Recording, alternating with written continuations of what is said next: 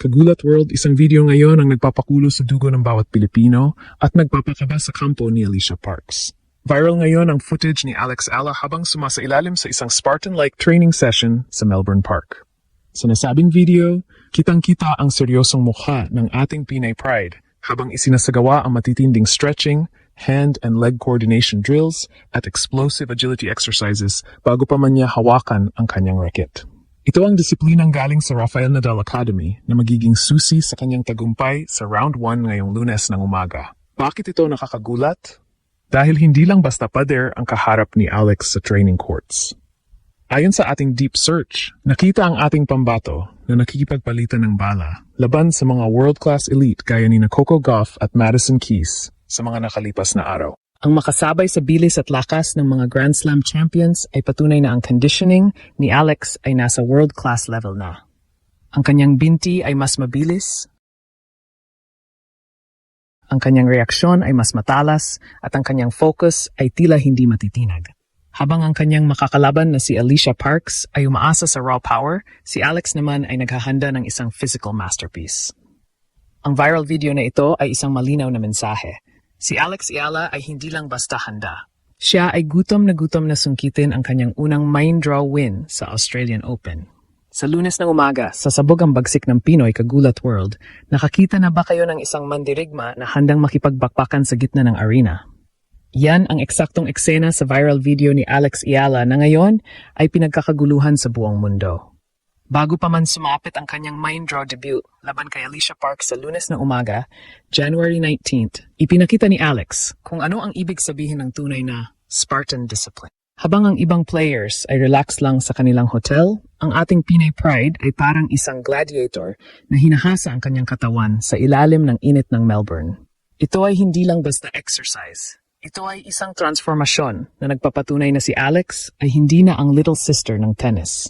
Siya na ang general ng sarili niyang hukbo. Kung ikukumpara natin ang training ni Alex sa isang Spartan warrior, makikita natin ang nakakamanghang pagkakatulad.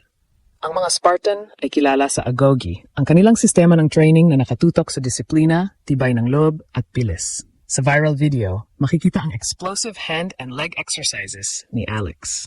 Ang bawat talon, bawat lateral movement at bawat core stabilization drill ay ginagawa niya ng may precision. Sa tennis, ang binti ang iyong makina at ang kamay ang iyong sandata. Ayon sa ating deep search, ang training regime ni Alex sa Rafael Nadal Academy ay idinisenyo para maging indestructible. Ang kanyang stretching ay hindi lang pampalambot ng muscle. Ito ay injury prevention para makatagal siya sa 5 oras na labanan. Eksaktong gaya ng mga Spartan na handang tumayo sa gitna ng phalanx hanggang sa huling patak ng dugo.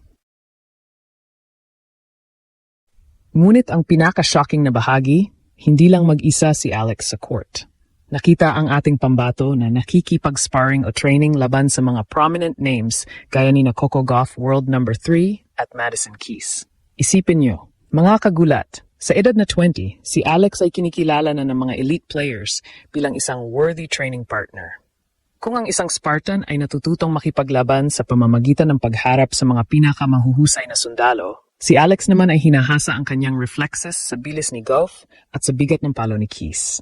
Ito ang dahilan kung bakit hindi siya takot kay Alicia Parks. Ang bilis ni Parks ay napagpraktisuhan na niya laban sa mga pinakamahuhusay sa mundo.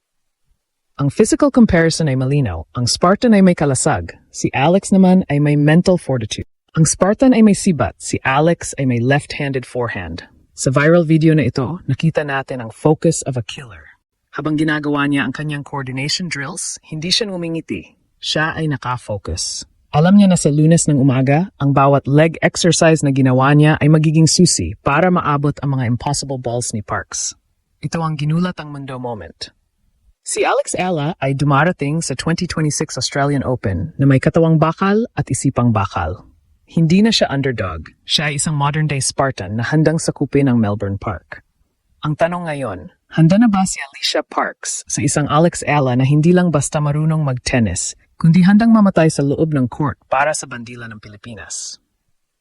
Mga Kagulat World, ito na ang sandaling hihimayin natin kung bakit ang Spartan training ni Alex Ala ang magiging mitsa ng pagbagsak ni Alicia Parks ngayong Lunes ng umaga. Marami ang natatakot sa 129 mile per hour serve ni Parks. Pero alam nyo ba ang sikreto ng mga Spartan? Hindi sila umaatras sa palaso. Hinaharap nila ito gamit ang kanilang kalasag. At sa tennis, ang kalasag ni Alex ay ang kanyang elite conditioning at neural speed. Sa viral training video, nakita natin ang matinding reaction drills ni Alex. Ito ay hindi lang pampaganda ng porma. Ito ay para masanay ang kanyang utak na basahin ang bola bago pa man ito lumampas sa net.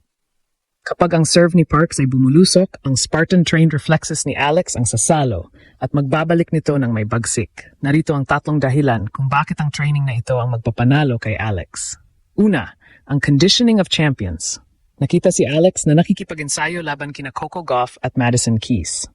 Isipin niyo, mga kagulat, si Keys ay isa sa pinakamalakas pumalo sa tour at si Gauff naman ang isa sa pinakamabilis. Sa pag-sparring laban sa kanila, naging normal na lang para kay Alex ang bilis na sasalubong sa kanya mula kay Parks. Kung kaya mong ibalik ang bola ng isang world number 3 at isang defending champion, ang laro ng isang world number 100 ay magmumulang slow motion na lang. Ito ang bunga ng disiplinang Spartan, ang pagpili sa pinakamahihirap na kalaban sa training para maging madali ang laban sa arena. Pangalawa, ang leg strength and lateral explosion. Ang mga leg exercises na nakita natin sa video ay sadyang idinisenyo para sa hard courts ng Melbourne. Si Alicia Parks ay 6'1", habang si Alex ay 5'9". Ang bentahe ni Alex ay ang kanyang lower center of gravity at mas mabilis na footwork. Sa bawat drop shot o wide serve ni Parks, ang Spartan legs ni Alex ang magdadala sa kanya doon sa isang kisap mata. Ayon sa ating deep search, ang conditioning coach ni Alex ay naglagay ng matinding focus sa recovery speed. Ibig sabihin, kahit mapagod ang laban at umabot sa ikatlong set sa ilalim ng tirik na araw, si Alex ay mananatiling sariwa habang si Parks ay posibleng mag-umpisa na mag-cramps. Pangatlo, ang mental fortitude. Ang Spartan training ay 50% physical at 50% mental. Sa video, makikita ang seryosong mukha ni Alex, ang mukha ng isang killer sa court. Ang pressure ng Australian Open main draw ay kayang pumatay ng kumpiyansa. Pero dahil sa kanyang serye ng panalo sa Auckland at Kooyong, si Alex ay dumarating na may bulletproof mindset. Ang bawat stretching at hand exercise ay bahagi ng kanyang pre-battle ritual. Kapag humarap na siya kay Parks, hindi siya mag-iisip. Gagana na lang ang kanyang muscle memory na hinasa sa loob ng maraming taon sa Spain. Ang ating fearless forecast, ang Spartan transformation ni Alex ang magpapabagsak sa raw power ni Parks. Inaasahan namin ang isang 6'3", 7'6" na panalo para sa Pilipinas. Ang bilis ni Parks ay mawawala ng bisa laban sa indestructible defense at tactical precision ng ating pambato. Ang viral training video na ito ay hindi lang pampasikat, ito ay isang babala. Ang Filipino Spartan ay handa na para sa kanyang unang Grand Slam main draw victory.